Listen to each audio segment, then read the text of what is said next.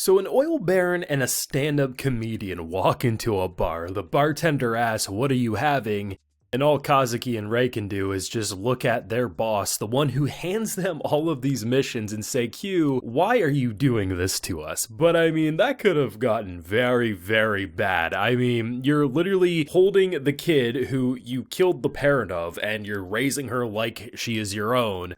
And the boss who is already fed up with you because you not only fumbled the latest missions, the fact that he then learns that you're taking care of a dead client's child. I mean, that could have been very, very bad for them, but I gotta admit, Uncle Q came in clutch. He seems like a generally nice guy who's just a little fed up with some of his best workers' work ethic and just wants him to do his best. Buddy Daddies has been an absolute hilarious time, and just the fact that she now has an uncle who can be that hilarious, who, when she asks, "What are my dad's professions?" all he does is just look her dead in the eye and say, "Your one father's a failure of a stand-up comedian, but he gives it his all, and the other's an oil baron." And I'm like, this show just doesn't miss. Now, I do have a full live reaction to today's episode available on my Patreon, so if you're interested in seeing that, head on over and consider supporting, because yeah, this show is a blast to follow. I love it. Every Friday, I just have a grin knowing I'm about to watch this show, and I'll leave the episode just wanting more. I find myself appreciating the cast dynamic more. I find myself loving the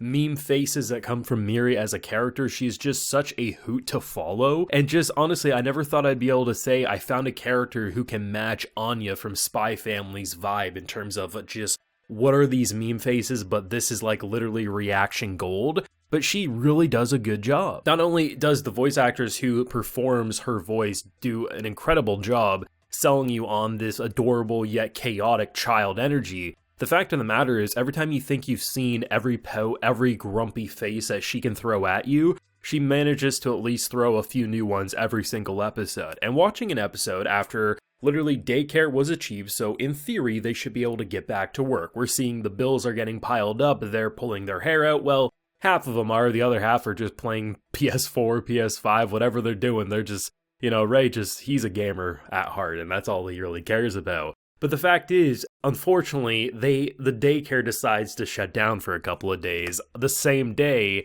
that they finally get another mission. I think what's so chaotic about this is that rather than it just simply being like a typical family story where, of course, you have to balance your work life, you have to balance your meetings with also raising a kid. Well, any parent can definitely pull their hair out and relate to that. It's a little harder when your job is literally taking out clients. You get assigned a job, you gotta go snipe someone out, you gotta go steal some intel. And the fact that you already fumbled a mission so hard, your boss had to send a different dude to go do it. The fact that you finally are given another shot, another mission, your bills are getting stacked, everything's working out, and now you have to worry, how are we going to balance this? Because we've seen what happens when Miri tags along on a mission. So my assumption was, what if only half of them do it? Like, maybe the job could be done with just one of them. Yes, you can make the argument, well, clearly it's a two-person job. We see Kazuki going through the vents, he's doing the stealth, we have the recon from Rei, also probably doing sniping. But here's the thing, if the option are one of you does the mission alone or all three of you do the mission together, the one-person team is going to do better no matter what, even if it comes out as failure. But the option they decide to try to go with is they stay up all day with our girl and then at night they work, and we can see it is not working out. And I had a really fun time watching them try to balance parenthood with literal assassination, like just spy espionage missions, and just to see how eventually it just came down to he tried to separate himself because, well, he needs to do a couple of things, he needs to talk to his boss, some important things going on here, and Q, obviously, being the perceptive man he is, definitely immediately is calling some things out before he even drops any knowledge. But I like the fact that Miri's tag-along adventure, I thought it, right away she was gonna get lost, he already left the building and she tries to find and then the police get involved or something like that. But I actually really like seeing her, tag along and seeing, the random people just kind of give her side eye, what's going on? Or there's that one shot with the older man who's working at, the convenience store. He's, kind of just laughing, being oh, kids are gonna be kids. Or one of the best moments of the episode when that, busty lady walked by and she's just what am I looking at? And then she starts trying to walk like her so she can be a lady.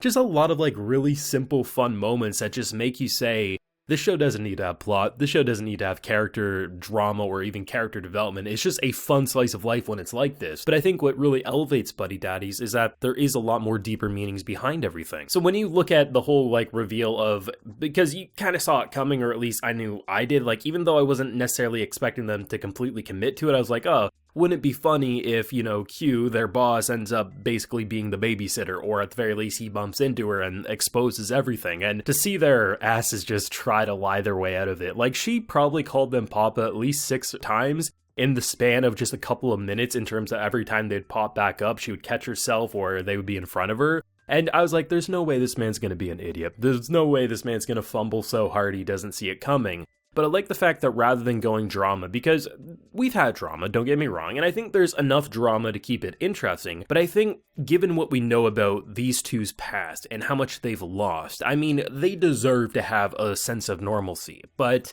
there is some hard-hitting thoughts they need to consider. What happens if they die on the job? What's going to happen to her? Can you really live with yourself if she gets killed because one of our clients, you know, gets away and does something, right? So there's definitely going to be moments where I wouldn't be shocked if at some point they have to make a will and they have to decide what happens if they both die, who takes her in. Probably favorite uncle here, but you have to consider those hard-hitting possibilities. But Buddy Daddies does blend that line of serious meets ridiculous, and really becomes one of the stronger father-daughter stories I think the anime medium has ever seen. Not only is it beautifully produced with a bright poppy aesthetic, some incredible character animations, it just feels like it's being made from the heart. It doesn't feel like it's necessarily being made just to promote something, or like, hey, we need to make this type of anime because it will sell this many, this or that. No, it just kind of feels like PA Works is one of the most honest studios out there. They make what is creatively interesting to them, and in doing so, we get some very memorable shows. And I'm excited. I'm excited to see what's going to happen. At the very least, we now have daycare operational. We have babysitter Uncle Q need be, and we know he's going to fill her head with all sorts of insults about her favorite papas. But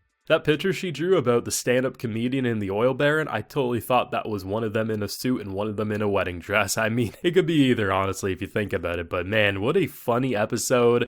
A little worrisome, especially when you realize very quickly that he's about to expose some things, and who knows if they're gonna have a job, let alone their life by the end of this episode. Just a great time overall. But yeah, this one's been an absolute blast. We're almost halfway through its season. I do feel like when we eventually do wrap this show up, it'll probably be on a more open-ended note. I doubt they're just gonna end it in a way that they never could continue more, but I think given how PA Works has directed these originals recently, I think their overall idea is like, should they want to come back to their originals, they'll do so, but most importantly, like, they just want to say, we're going to give them a nice stopping point, their lives will continue, we could always jump back if we want, but most likely they'll just move on to their next project. And I think a show about two fathers and this daughter just kind of like trying to feel like there's a hopeful tomorrow for them is a more than acceptable ending, but only time will tell. Thoughts and feelings yourself down below. Leave a like if you enjoyed, subscribe if you're new around here, ring that bell so you can get as many notifications to the channel as possible, and as I mentioned, full live reaction is available on my Patreon. So until next time, everyone, please take care and have a good one.